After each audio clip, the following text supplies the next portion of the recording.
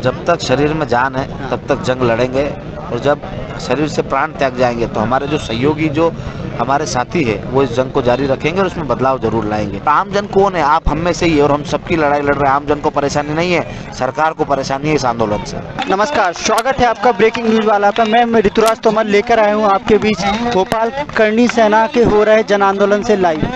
आज हम मिलेंगे जीवन सिंह जी से, पूछेंगे उनके आंदोलन के बारे में।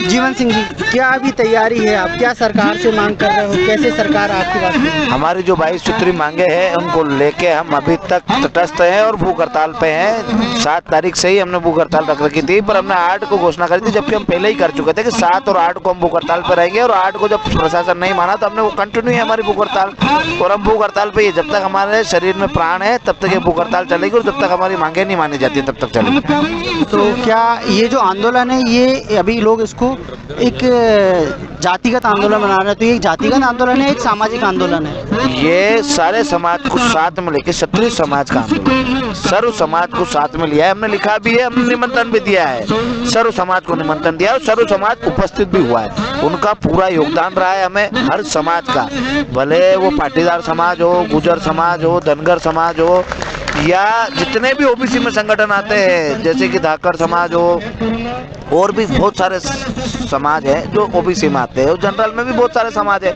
एसटी एससी में भी बहुत सारे समाज है। सारे समाजों का इसमें पूर्ण योगदान है, क्योंकि हमारा जो आंदोलन है हमारे हितों के लिए, अपने अधिकारों के लिए लड़ रहे हैं। और पूरे मध्य प्रदेश में जितने नहीं, पूरे हिंदुस्तान में जितने भी लोग निवास करते हैं, सबके अधिकारों के लिए लड़ाई है। और हम हमारे अधिकार मांग रहे हैं, पर ऐसा नहीं किसी व्यक्ति विशेष के या किसी जाति वर्ग के अधिकारों का हनन कर रहे हैं। हम चाहते हैं कि उनके अधिकारों की रक्षा करते हुए हम हमारे अधिकार भी लें और उनके अधिकार भी सुरक्षित रखे, ताकि जाति द्वेष नहीं बढ़े, ताकि धर्म का द्वेष नहीं बढ़े, आपस में लोग लड़े नहीं। इसलिए हमने आंदोलन करा और ये आंदोलन जारी भी है, और सर्वहित के लिए ही क्षत्रिय समाज का धर्म है, सर्वहित के लिए लड़ना, और हम अपने धर्म का पालन करेंगे और हर जाति वर्ग के बारे में सोचते हुए इस आंदोलन को चलाएंगे। तो क्या शासन स्तर पे भी आपसे क्या संपर्क किया गया है? क्या आपकी बात को सुना जा रहा है? वहाँ पे क्या बोला? मंत्री जी का फोन आया था, जो भदौरिया जी है, अरविंद भदौरिया जी, उनका फोन भी आया था, और वो उस पर डिस्कस कर रहे हैं। वो बोल रहे हैं कि हमारे हाथ में बहुत सारी मांगे नहीं है, वो केंद्र पूरी करेगा। तो हमने उनको एक ही जवाब दिया है कि जो आप पूरी कर सकते हैं वो पूरी करके दो, और जो केंद्र कर सकते हैं उसको लिख के दो, इसके अलावा हमें कुछ नहीं चाहिए। साथ ही मैं ये जानना चाहूँगा कि कल जो आंदोलन है अभी हमारा जम्बूरी मैदान पे आप कर रहे थे परसों तक, कल आप जम्बूरी मैदान से यहाँ कैसे आए? आपकी क्या तैयारी थी कि आप निकले जम्बूरी मैदान? तैयारी नहीं है, हम नहीं चाहते कि कोई शांति व्यवस्था भंग हो, नहीं हम शांति व्यवस्था भंग करना चाहते। यदि शांति व्यवस्था भंग करते तो जब लाखों की भीड़ थी तभी करते थे। हम लाखों से हजारों में आने के बाद भीड़ को उकसाने का काम नहीं करेंगे, ये प्रशासन और सरकार उकसा रही है हमें। और जो जम्बूरी मैदान से यहाँ आने का जो सफर है वो इसलिए है कि वहाँ 1.5 लाख रुपए रोज का किराया है उस ग्राउंड का, और उस किराए को हमने भर के उसकी परमिशन ली थी।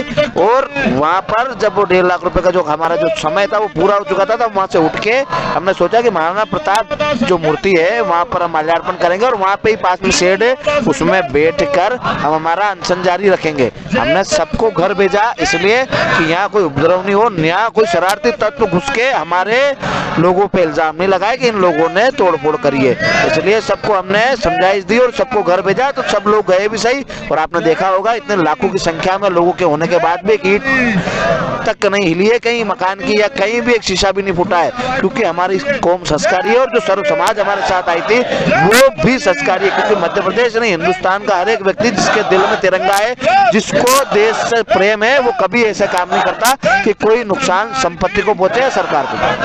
रात को स्वास्थ्य विभाग की टीम आपका हेल्थ चेकअप करने आई थी। उन्होंने भी पाया है कि आप पिछले कितने दिन से हड़ताल में? हम 7 तारीख से भूख हड़ताल पे है, पर वो आए 9 तारीख को यहाँ बैठने के बाद। जब ये हमारे भाई है लल्लन सिंह, इनकी तबीयत खराब हुई, इनको जब हमने हॉस्पिटल भेजा उसके बाद यहाँ मेडिकल टीम आई है। उससे पहले सरकारों ने व्यवस्था नहीं करी कि कोई भूख हड़ताल कर रहा है तो उसके लिए मेडिकल की व्यवस्था की जाए। नहीं, हमारे वहाँ पर जब हम खड़े थे वहाँ कोई सुरक्षा इंतजामात थे, ना ही वहाँ पर कोई सिक्योरिटी थी। हम हमारे हिसाब से आंदोलन करते, व्यवस्था भी हमारे लोगों ने खुद ने देखी है, वहाँ कोई शासन प्रशासन के व्यक्ति व्यवस्था नहीं देख रहे। हाँ, जैसा कि मुझे और जानकारी प्राप्त हुई है कि आपने नगर निगम से कुछ सामान्य सी चीज़ों की मांग की थी। आपने पानी के टैंकर, पानी एक सामान्य सी चीज़ है जो हर व्यक्ति का हक है, तो क्या नगर निगम से आपको क्या सहयोग प्राप्त हुआ, भोपाल नगर निगम से? जो भी थोड़ा बहुत हुआ होगा, बाकी टैंकर तो हमारे खुद लोग लेके आए थे, पानी की व्यवस्था भी हमने करी है। और जो एम्बुलेंस की व्यवस्था थी, 8-10-12 एम्बुलेंस जो आई थी, वो भी हमारे समाज के जो डॉक्टर हैं, उन जिनके हॉस्पिटल है, उन भाइयों ने उनके खुद के खर्च से एम्बुलेंस भेजी थी। और जो पानी के टैंकर आए, जो आसपास के गांव हैं, खजूरी है और आसपास के जितने भी गांव हैं, उन गांव वाले भाइयों ने व्यवस्था करी थी कि हमारे इतने सारे समाज के और क्षत्रिय भाई आएंगे, तो उनको कम से कम भोजन की व्यवस्था नहीं कर पाए हम, तो पानी की व्यवस्था तो कर पाए। और उन लोगों ने भोजन की भी जितनी उनसे कोशिश हुई उतनी व्यवस्था करी है, पर सरकार उनको इतना भी समय नहीं था कि पानी की व्यवस्था भी हमारे भाइयों के लिए कर सके। आपने मंच से बोला वो मांगे सबने सुनी है, लेकिन उस मांग में वो मुख्य मांग क्या है जो आपको लगता है कि वो आम जन से जुड़ी हुई मांग है? सारी मांगे आम जन से जुड़ी हैं। मैं बताता हूँ आपको, जैसे स्वामीनाथन कमेटी के आधार पर किसानों के फसलों के भाव तय हो। जी, तो किसान कौन है? किसान की कोई जाति नहीं होती। बिल्कुल। हमने कहा स्कूलों की शिक्षा व्यवस्था सही हो ताकि विद्यार्थियों को उसका फायदा हो। अब आप देखिए, विद्यार्थी की कोई जाति नहीं होती। बिल्कुल। हमने कहा रोजगार 5 सालों से नहीं निकला है, तो आप रोजगार की सुनिश्चित व्यवस्था करें और भर्ती आयोग बनाएं। जी, तो जो भी रोजगार पाना चाहते हैं उसकी कोई जाति नहीं होती है। क्यों नहीं होती? क्यों? क्योंकि जातिगत ये लड़ाई नहीं है, हम आर्थिक आधार पे मांग रहे हैं, इसमें किसी जाति वर्ग विशेष का नुकसान नहीं है। हम ये कह रहे हैं कि जिन लोगों ने आरक्षण का लाभ ले लिया और जिनकी सरकारी नौकरी लग गई, अब वो उस आरक्षण को छोड़े जिसकी 8 लाख से ज्यादा आयु हो गई है, ताकि उसी के समाज का व्यक्ति भी उसका लाभ ले सके। जब भी देश सक्षम होगा। एक IAS IPS के बेटे को आरक्षण की आवश्यकता नहीं है, एक मंत्री के बेटे को आरक्षण की आवश्यकता नहीं, एक बड़े बिजनेसमैन को जिसकी 8 लाख से ज्यादा आई है, उसके किसी भी व्यक्ति को आरक्षण की आवश्यकता नहीं है। तो यदि वो आरक्षण छोड़ेंगे तो कहीं ना कहीं उन्हीं के समाज के लोगों को फायदा होगा। और जो और भी उसमें शामिल होंगे वो कौन होंगे? गरीब होंगे। क्यों? क्योंकि ये लड़ाई प्रतिभाओं की होनी चाहिए। जब एक कार के साथ दौड़ाया जाता है तो पता चलता है कि कौन सी कार अच्छी है। पर यदि एक कार को एक पैदल व्यक्ति के साथ दौड़ाया जाएगा, एक बाइक वाले के साथ दौड़ाया जाएगा, तो उसकी प्रतिभा का पता नहीं चलेगा। वो क्या होगा? एक कार वाला स्वतः ही जीत जाएगा, एक बाइक वाला। तो मैं चाहता हूं कि गरीब व्यक्ति को गरीब व्यक्ति के साथ कंपटीशन करने का अधिकार दिया जाए, क्योंकि उनकी शिक्षा व्यवस्था, उनके रहने की व्यवस्था और उनकी हर एक व्यवस्था एक जैसी होती है। वो स्कूल, जैसे कि मेरे 500 रुपये ही कमाता हूँ महीने के, तो मेरे बेटे को उसी स्कूल में भेज पाऊंगा जो सरकारी है। मैं 5000 कमाता हूँ तो 5000 वाला क्या करेगा? 5000 वाले जैसे स्कूल में भेजेगा। वो कोई से भी वर्ग का हो, उसकी व्यवस्थाएं वैसी ही होगी। यदि मेरे पास 30 बाय 50 का मकान है तो मेरी व्यवस्था घर की उस हिसाब से होगी, और जिसका 1000 स्क्वायर फीट का मकान है उसकी अलग व्यवस्था होगी, और जो झुपड़ी में रहता है उसकी अलग व्यवस्था होगी। क्योंकि वो झुपड़ी से मकान पे नहीं जा पा रहा है, तो इसकी व्यवस्था कौन करेगी? सरकार। बिल्कुल। और सरकार को जातिगत नहीं सोचती, वो गरीबों को सोचना चाहिए कि हर गरीब को उसका अधिकार मिलना चाहिए, हर गरीब को उसका हक मिलना चाहिए। ये हमारी लड़ाई है। इसलिए एक भी लड़ाई हमारी ऐसी नहीं है जिसमें सर्व समाज का हित नहीं। जी।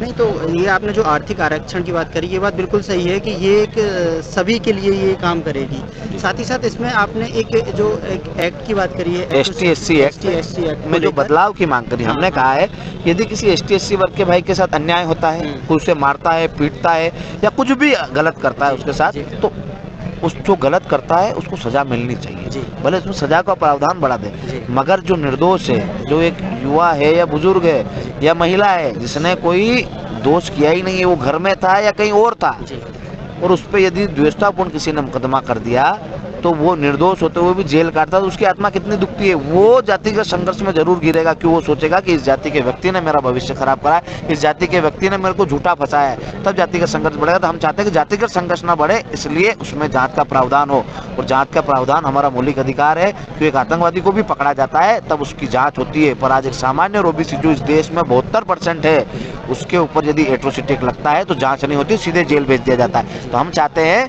कि उसमें जांच का प्रावधान हो। हम देश के संविधान को मानते हैं, सुप्रीम कोर्ट को मानते हैं। यदि सुप्रीम कोर्ट ने कोई निर्णय दिया कि जांच का प्रावधान होना चाहिए, फिर भी उसको सरकारों ने अध्यादेश लाके उसको परिवर्तन कर दिया, तो हम चाहते हैं कि जो सुप्रीम कोर्ट, जो देश की सर्वोच्च न्यायालय, वो संविधान के हिसाब से, तो आप ना तो संविधान को मान रहे हो, ना 72% लोगों की भावनाओं को देख रहे हो कि उसमें जांच होना चाहिए कि नहीं होना चाहिए। तो जांच होना चाहिए और इसमें किसी का नुकसान नहीं है। तो साथ ही आप ये बताइए कि अभी जैसा कि पिछले आप 2 दिन से यहाँ बैठे हुए हैं, 3 दिन आपके कार्यक्रम को हो गए हैं, तो सरकार की तरफ से बहुत सूखी प्रतिक्रिया इसको हम बोल सकते हैं जो आप तक आई है, तो भविष्य आप इसको कैसे देख रहे हैं? कितनी लंबी ये जंग चलेगी अभी आपकी? जब तक शरीर में जान है तब तक जंग लड़ेंगे, और जब शरीर से प्राण त्याग जाएंगे तो हमारे जो सहयोगी, जो हमारे साथी है, वो इस जंग को जारी रखेंगे और उसमें बदलाव जरूर लाएंगे।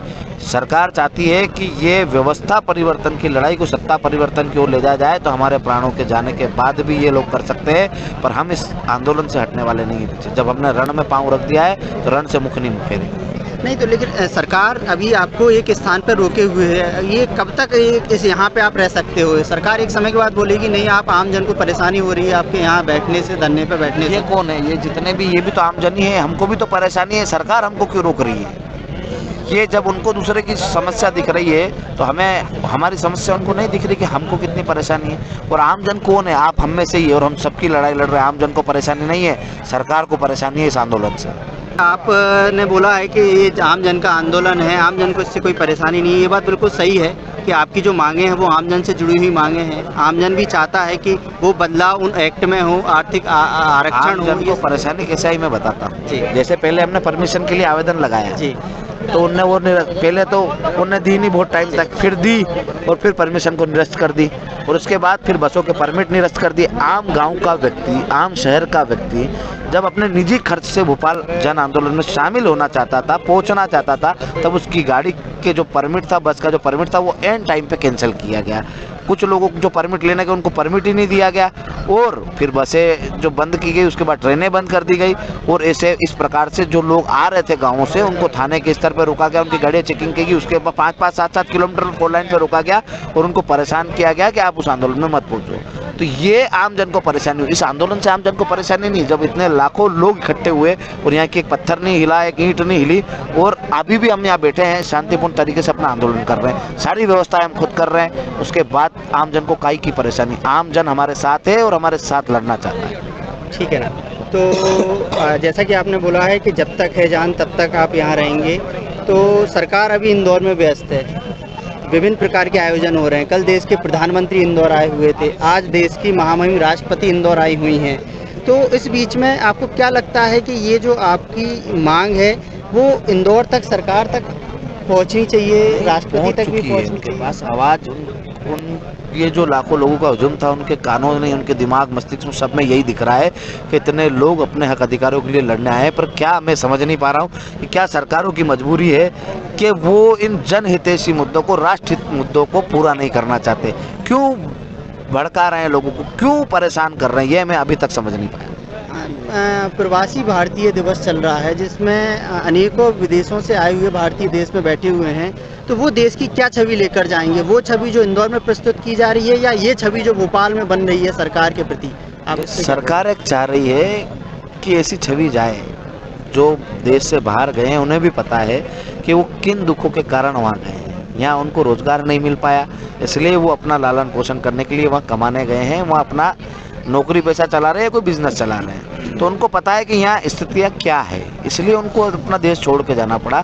पर हम इस देश में रहकर इस व्यवस्था को सुधारेंगे, हम देश छोड़ने वाले नहीं, हमारी भूमि छोड़ने वाले नहीं हैं। हम हमारी भूमि छोड़ के नहीं जाएंगे, हम इस देश की व्यवस्था सुधारेंगे ताकि और भाइयों को यहाँ से अपने भारत को छोड़ के दूसरे देशों में नहीं जाना पड़े, उनको यहीं रोजगार मिले, उनका यहीं बिजनेस अच्छा चले, उनको यहीं नौकरियाँ अच्छी मिले, ताकि वो अपना देश छोड़ के परदेश में नहीं जाए। हम समझते हैं उनका दुख कि वो अपने देश से दूर रह के खाली अपने रोजगार के लिए, अपने परिवार का लालन पोषण करने के लिए और अपनी तरक्की के लिए गए, और उनका भी प्रेम देश के प्रति है, इसलिए वापस देश में आए। पर हम उनको वचन देते हैं कि आने वाले समय में देश की व्यवस्था सुधरेगी और आपके बच्चों को वहाँ जाने की आवश्यकता नहीं पड़ेगी। आपके बच्चे यहीं रह के रोजगार पाएंगे, यहीं रह के अच्छी शिक्षा पाएंगे, यहीं रह के अपना अच्छा बिजनेस चलाएंगे।